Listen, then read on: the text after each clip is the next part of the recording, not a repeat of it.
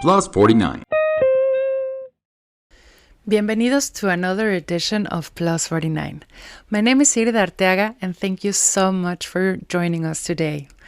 Thank you also for all your likes, your hearts, your shares, your subscriptions to the Morning Espresso. It's a great way to start your day. And of course, thank you so much for listening us. And you are the reason why we're doing this. So please keep sharing your stories, keep sharing your anecdotes about living in Germany, and keep listening to us. And of course, we're open for all sorts of suggestions, criticism, opinions, whatever it is. This is your space as well. Also, thank you so much to Ruf. She's our new producer, and without her, this wouldn't be possible. Let's start today with a couple of stories that are making headlines in Germany. We're going to be talking about the TV tax, or Rundfunkgebühr. Also about the Deutsche Bahn releasing its Christmas timetable with faster routes and more frequent trains. I'm suggesting here that you make a bet with one of your closest friends, and every time the Deutsche Bahn does not come pünktlich or on time, they have to give you a Glühwein or something like that. Or maybe you can bet for the Deutsche Bahn, and maybe you will get the Glühweins for free. And forecasters are giving us an early idea of how cold this winter might get. Later in the show, I will be joined by Henning Wehmeyer. He is the managing director of Berlin 2035. He's going to be talking about why bring the World Fair to Berlin. And maybe it's not only an ambitious dream, it can also become the major turning point for the city. And in our cultural corner, we'll do something hands-on, a bit of basteln, crafting, with autumn leaves, pine cones, and the colors of the season. Plus, we also have Herman the German and Ask a German. Well, we're going to be tackling the questions that crosses every expat's mind at least once. Why do Germans always say no so fast? So, let's jump in. Let's start with a story that might catch the attention of anyone living in Germany, especially those who have ever grumbled about the Rundfunkbeitrag, the public broadcasting fee. A new ruling from Germany's Federal Administrative Court has set an interesting precedent. A woman from Bavaria argued that public broadcasters like ARD, ZDF, and Deutschlandradio weren't fulfilling their constitutional duty to reflect a diversity of opinions. And for the first time, the court acknowledged that there is a legal path for refusing to pay the monthly €18.36 fee. But proving your case would be almost impossible. Residents would need to show long-term, system-wide failures across all public broadcasters, not just programs they personally disagree with. So, while the door is technically open, it is a very narrow one. In other words, that monthly fee is likely here to stay. Meanwhile, if you're already thinking about your holiday plans, well, Deutsche Bahn has some news for you. The rail company has released its new winter timetable and opened ticket sales for the 2025 Christmas season. Starting in mid-December, passengers can look forward to faster and more frequent ICE services, including new sprinter routes that will cut travel times between Berlin and Stuttgart to under 5 hours. There will also be more connections every 30 minutes between major cities, plus extended routes to Belgium, Denmark, Poland, and Switzerland. Travel experts are advising passengers to book early, especially if you're hunting down for those Supersparpreise tickets. The best deals tend to disappear fast, especially once December rolls around. And speaking of December, forecasters are already turning their eyes on winter. After a mild and sunny autumn, colder weather is expected from mid-November with a frosty start to both December and February. So we didn't have the very warm summer, but we might get the very cold and hopefully also snowy winter. The first snow is likely to arrive in southern Germany, no wonder there, in Bavaria and Baden-Württemberg by mid-November, with most of the country seeing flakes in mid-December. Northern regions, including part of Lower Saxony and Schleswig-Holstein, might have to wait until January to get their first snow. So if you've been enjoying the golden leaves and long autumn walks, make the most of them while you can. Winter is definitely on its way. We're already in the middle of autumn. We already heard that winter is coming as well.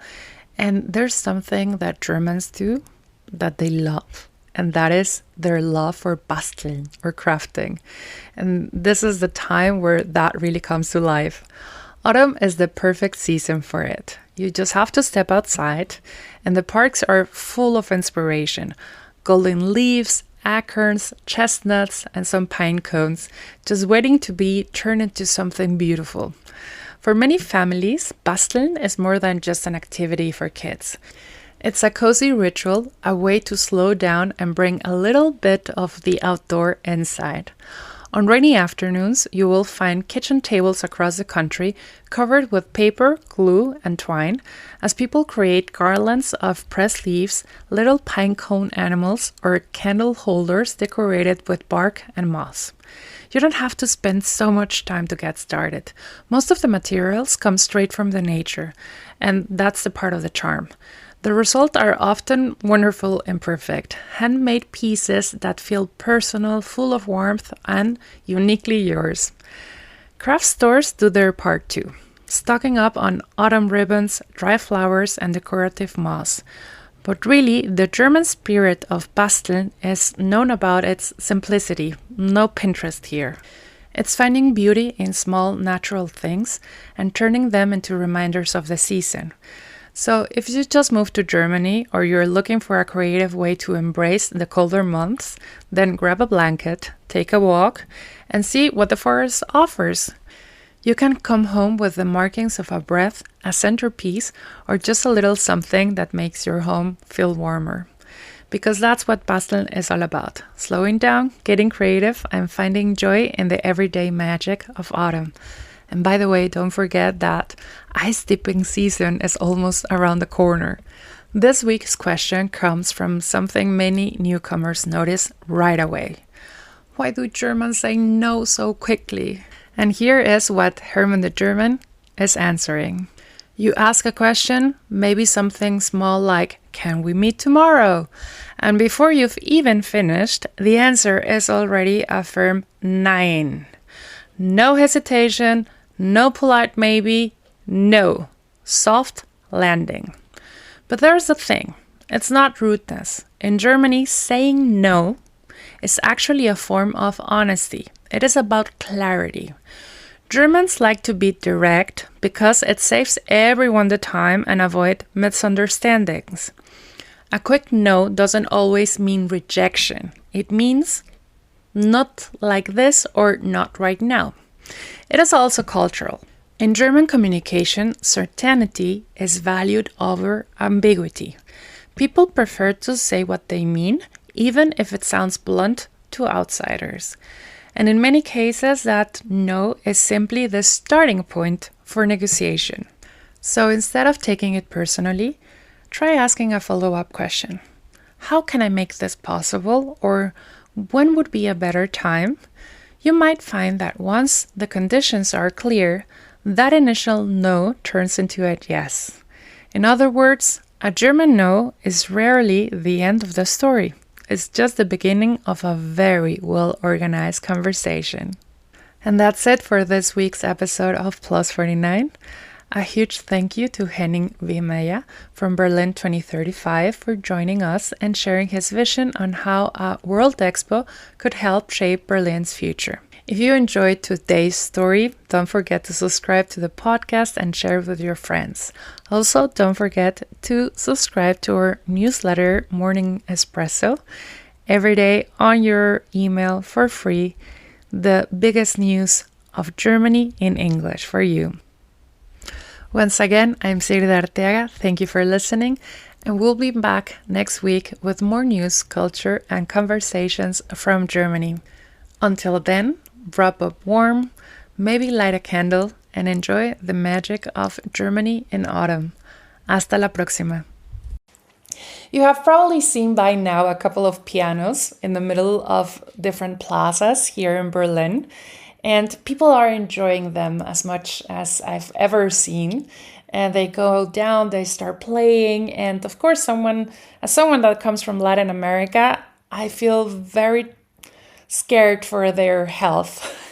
Because if we would have done this in Mexico, they would probably not even survive 1 hour. But here people are enjoying them. And if you go closer to them, you will see that these pianos say they're from Berlin 2035.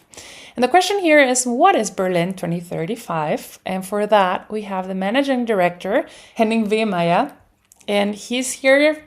Thank you so much for being with us today. Thank you very much for having me here. My name is Henning Wehmeyer, as you said, and I am the Managing Director of Expo 2035 Berlin GmbH. I've been living here and working here in Berlin for many years, and I also studied here in Berlin, and this city shaped me deeply. What drives me most is the belief that Berlin has a unique power to connect future optimism with citizen participation in every aspect of daily life. So the 17 pianos are one expression of that. What do they mean, the 17 pianos? They stand for the 17 global goals of the United Nations, and each piano for one of those necessary global goals of the United Nations. Do you play piano? I play piano, yes, and I'm a musician on the one hand, and on the other hand, I studied politics here in Berlin. Wow, that's a very interesting mix. And you have played in these pianos? Yes, of course. And it's really nice to see people coming around and playing these pianos. Tell me, what is Berlin 2035? At the heart of this entire initiative lies the non-profit organization Global Goals für Berlin e.V. It connects people, institutions and companies across the city to the 17 Sustainable Development Goals of the United Nations. It forms the civic foundation of our work, empowering citizens to participate in transformation and to translate global goals into local action. That's a beautiful thing, local action. We know that it is a very important thing, that even though if we are very local, we're still global, and on the other side, we're global and then very local. And there is this Weltausstellungen, so yes, this World Expos, and in 2035, Berlin is going to be the capital for it. Yeah, and the concept of Expo 2035 Berlin differs from previous world exhibitions. It's designed by multi-central concept, an exhibition that takes place everywhere in the city and needs more than one location. It needs connection between people, between spaces and places in Berlin, and the 17 pianos all over the city are one first step to connect people with culture, with music, to debate on these places, on Potsdamer Platz or on Naturkundemuseum or on 17 different places all over the city. And to our international listeners, diplomats, partners and friends from around the world, Berlin's vision for the Expo 2035 is not only a project for Germany, but a platform for global cooperation. We believe that the World Exhibition in the heart of Europe can become a place where nations come together to exchange solutions, not only for technology and the economy, but for peace, justice and sustainability. The city of Berlin has a very special story to tell. Emerging from the dark chapters of the early 20th century, Berlin has become a city of transformation, a place to learn how to turn division into connection and wars into bridges. It is a city that embodies freedom and diversity and that continually redefines itself as a home for dialogue, openness and trust. This transformation for hardship to renewal, from separation to solidarity, makes Berlin a powerful symbol of what our global community needs today. Such a beautiful and powerful thing to say that music is a connection between cultures and identities, and especially in a city where we're so many internationals here, and this is our home now. So it will be awesome to have also other countries coming here and experiencing the beautiful Berlin that we all have come to love and enjoy every single day. But tell us a little bit more about the initiative and what's coming. Yes. The idea of a multi-centric world exhibition is deeply linked to Berlin itself. Of course, there will be a central site, a main venue where nations present themselves in pavilions, but we want also to activate the city and the neighborhoods, the spaces, the people, and the idea is that in every district of Berlin there will be pavilions and showcases for local projects, and the Expo in 2035 in Berlin aims to make visible what already exists. Balconies, solar panels, or swimming in the River Spree, from small project to big projects all over the city. I think we're all very excited about the project of swimming again in the Spree. This is something we have seen a lot and talked a lot. Hopefully we will have a beautiful summer. But for how many days, how many months, how long is this expo going to be? So a World Expo, the big expos every 5 years, they last 6 months. And maybe from April, May to October, November 2035, there will be the World Expo here in Berlin, hopefully. But therefore, we need several steps to come to this big event in 10 years, because the World Expos, they are given from the Bureau International des Expositions in Paris. Oh, wow. So at the moment, we're pushing towards Berlin becoming the place for 2035. That's right. Who are we betting against? First of all, World Expos, they exist since 1851. Mm-hmm. London, Boston, Paris, Brussels. Hanover in the year 2000, yes. And maybe Berlin is the second city in Germany hosting the World Expo in 10 years. A milestone this year was our visit to the Bureau International des Expositions, BIE, in Paris, the intergovernmental organization that oversees all world exhibitions. In June this year, I had the privilege to meet Secretary General Dimitri Kerkenses for an inspiring exchange about Berlin's vision to host the World Expo in 2035. To our knowledge, this is the first civil society-driven initiative in the world to propose a concept for a world exhibition in a major metropolitan region like Berlin-Brandenburg. And that's really interesting, because before only nations or government delegations, they present their initiatives in Paris. It's the first time driven by a civil society initiative, and that's really great. The response was very positive. It showed that Berlin can give new impulses beyond the mid-century, proving that cities are the pulsating centers of innovation, social justice, and ecological transformation. Especially now in times of geopolitical tension, social stability, civic trust, and international cooperation are the true engines of progress. What is your favorite part about Berlin? My favorite part is the whole city.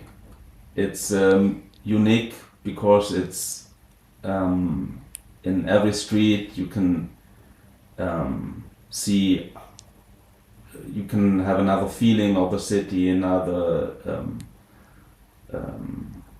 atmosphere or another people meeting in the streets, and that's really great in Berlin. And what brought you to the idea of doing this project? I think civil society has to manage the future together with politics and administration, because we need the power of participation. And I think there are many projects, small projects, big projects in the city where we can make people feeling they can do something for the future, for the city, in every part, children and elder people. They are really inspiring the city, and they are making the future of our togetherness. What would you expect once we have everybody here? If we have 2035, what would be for you the biggest outcome of it? From now on, we have 10 years, and we have to transform our city in several parts. Mobility is a big theme, health, mental health, and I think Berlin has everything to transform in a positive way and to mobilize civil society, to have the opportunity being the host city for the World Expo, and then we celebrate together here in Berlin what's possible and what's possible in the second half of the 21st century, to show that on the one hand we have the geopolitical thing, it's war, it's vielleicht kann man das auch rausschneiden. We have on the other hand the global goals and the themes of sustainability, and I think everybody in the world has to see that we only can manage the future together. We have to work together all over the planet, and here in Berlin we can discuss how to manage the future. Over 190 nations can meet here, and in 6 months, as I said, we are able to discuss on a humanity-based motivation how we can make it together happen. Were you in Hanover for the 2000 World Expo? Yeah, I was 19 years old, and I was there after I finished my school. I was 3 times there, and it was really, really interesting and impressive because it's a festival. It's a festival of cultures, a festival of humanity, of future, and the theme was Mensch, Natur, Technik, a new world will come, more or less. And it was, in the year 2000, maybe optimistic energy in the world, 10 years after the reunion of Germany. And the city, Hanover, celebrates interesting, not in Berlin, but in Hanover, I think this theme, what could be the millennium. The beginning of millennial, and we feel like it's just a couple of days before, and now we're almost heading into 2050, which is interesting, especially since we're talking to millennials, thinking that there's already a generation alpha and beta coming. So I'm kind of feeling sometimes very old, but that's another thing. What would be for you the main message that you want to give your kids? I have 3 kids, and in my opinion it's necessary to show them that you have to be open, you have to engage yourself for the society. You can make your dreams come true, and you can show that small steps can bring us together. And I think humanity is the most necessary thing for now and for the future. And in my opinion, it's possible to change the world, more or less, if you can accept that everybody is different.